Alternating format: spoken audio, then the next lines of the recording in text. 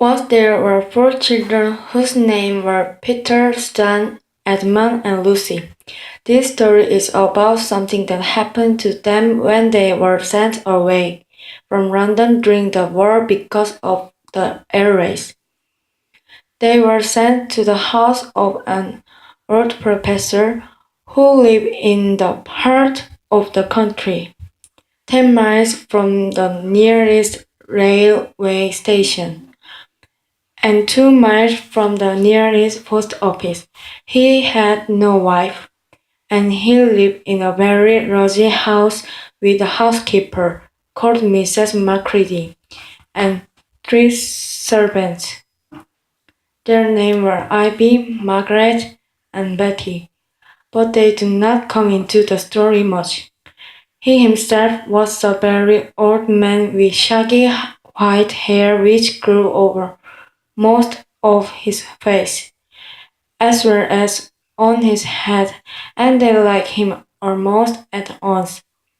But on the first evening when he came out to meet them at the front door, he was so odd-looking that Lucy, who was the youngest, was a little afraid of him, and Edmund, who was the next youngest, wanted to laugh and had to keep on pretending he was blowing his nose to hide it.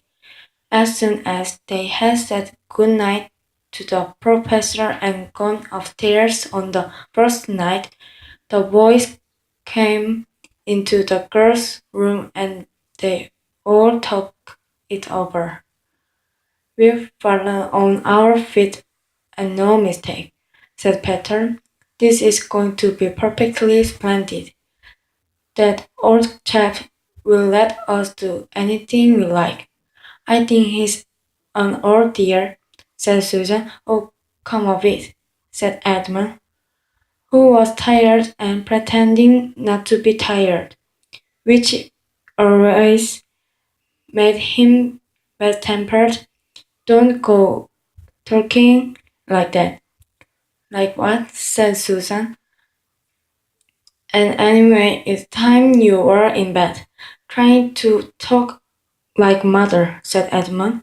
"And who are you to say when I'm to go to bed? Go to bed yourself."